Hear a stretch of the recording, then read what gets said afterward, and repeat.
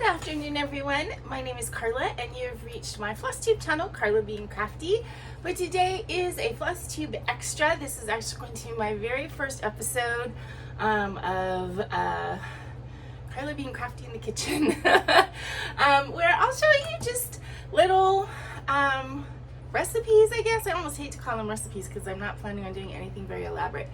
But I have, although I am actually a very good cook, I have become sort of a non-cook. I don't use my stove and oven anymore, and I'm single, so it's just cooking for me, and I've kind of turned into what I'm calling a counter cook, where I use strictly a toaster oven, mini Instant Pot, mini air fryer, if I'm gonna cook. And most of the stuff I do is pretty easy, pretty untime consuming.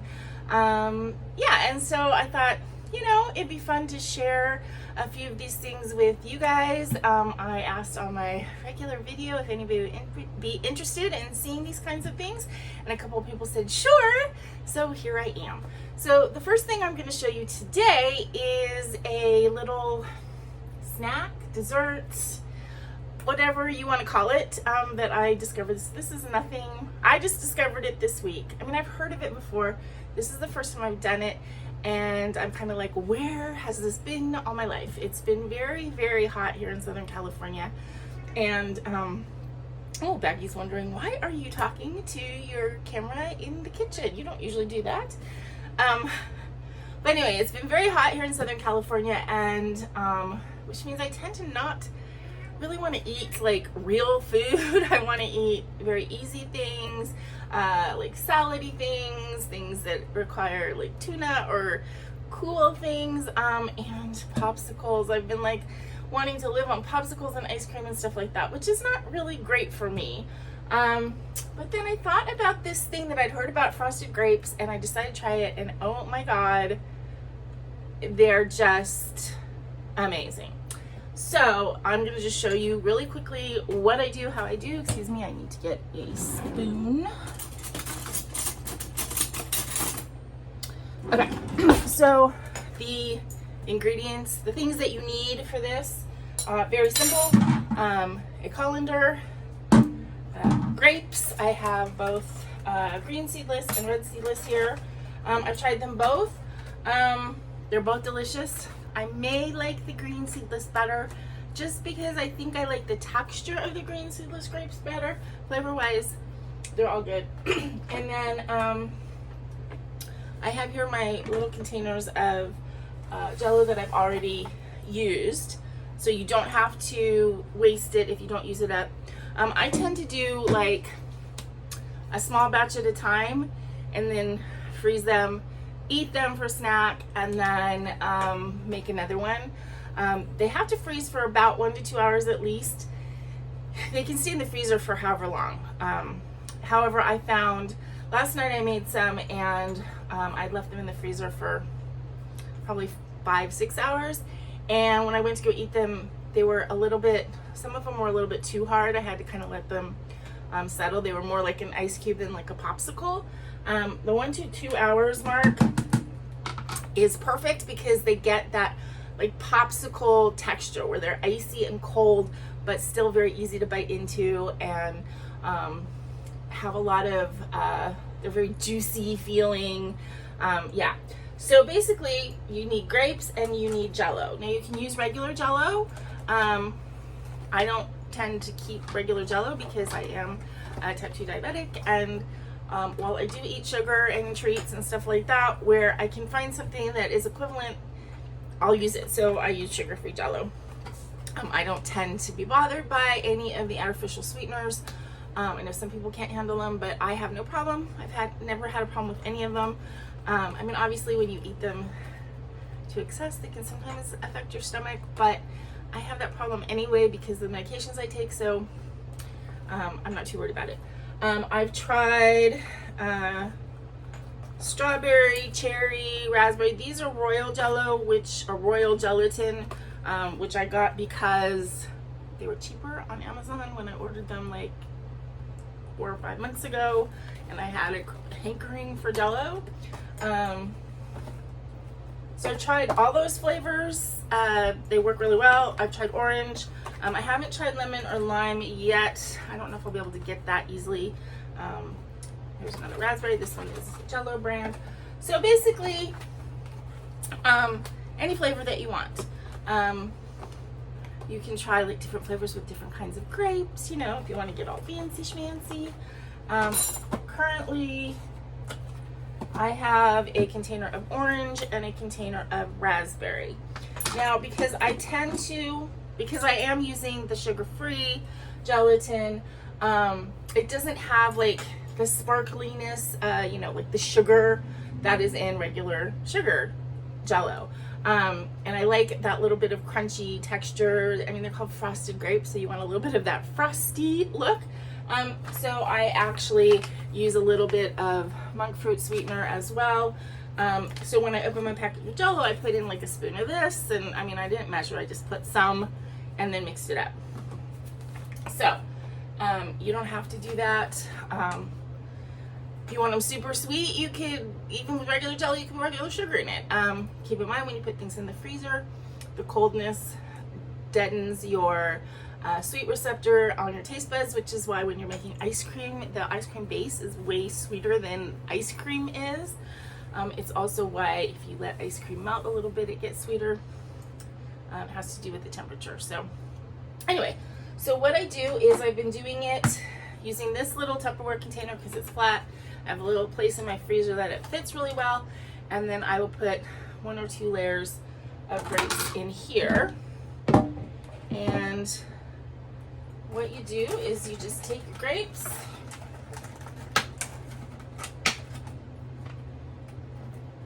and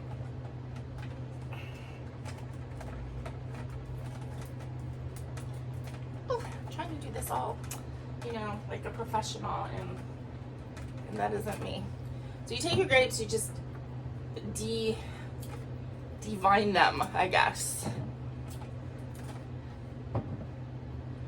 And as I said, you could do a big amount of these. I just prefer them when they're a little bit fresher, I guess, or less frozen, or have been frozen for a less amount of time. So I don't mind doing them a little bit at a time. Plus, I don't have a lot of room in my freezer.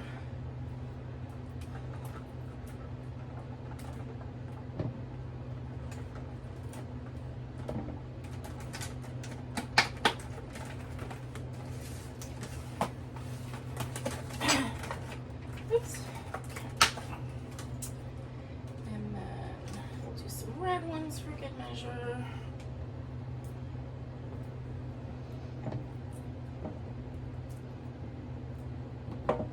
Now, I would love to say this was like a cheap snack, but it really isn't, because when I ordered these grapes, they were not cheap. They were like $3 a pound or something.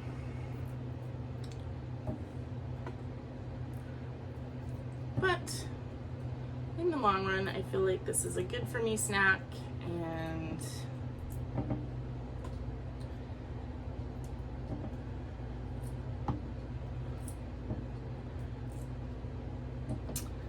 keep throwing in the little stems. Don't throw the stems in here.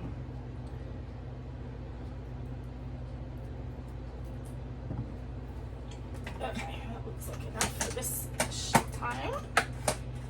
Put my grapes back in the refrigerator.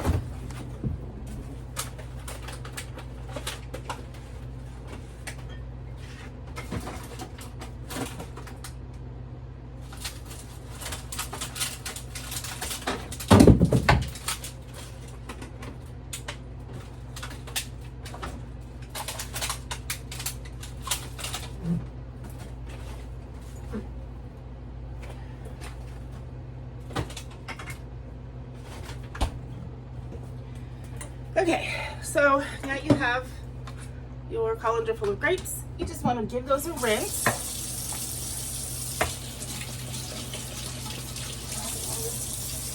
Rinsing, and then just shake them off. So you don't actually want to dry them. You want them to be wet or damp. Okay, and then if you don't have your Jell-O ready like I do, you just want to put it in a little container.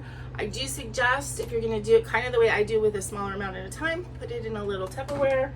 The first time I did this, which I think was Friday night this week, I obviously didn't use the whole package and I didn't know what to do with it, and I threw it away, which was stupid. But I didn't think at that time, like, oh, put it in a little Jell-O container and, in a little Tupperware, and you can reuse it. Now, obviously, when you're using it a second or third time or whatever, it's going to have little crumbles of, little bits that got wet already. It doesn't matter. I mean, if you're doing it for like a party or something, you wanted it to look perfect, then yeah, you need to worry about that aesthetic part of it. But when you're just doing it for yourself, you don't. Hey, Baggy. Okay, so then you just take your grapes a few at a time.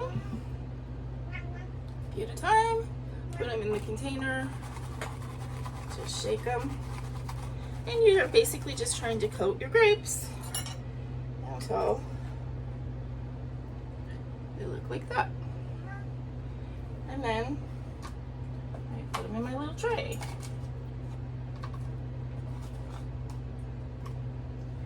And you can alternate flavors. You can, do all one flavor, all one kind of grape, whatever.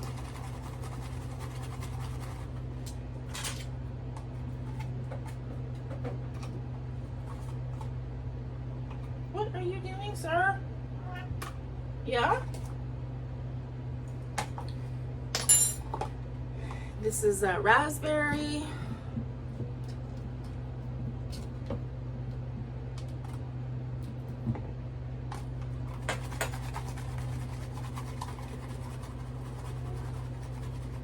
These are really obvious when they're coated because the raspberry Jell-O is so dark. So that's a green grape.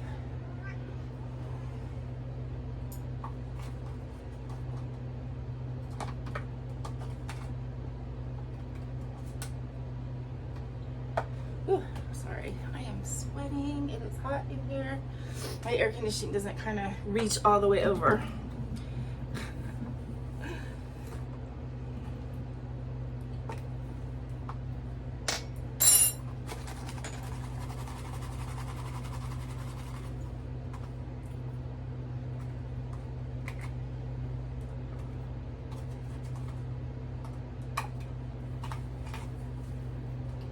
And it really is just that easy. I don't even worry, like I'll put more than one layer in my little container here. It hasn't seemed to be a problem.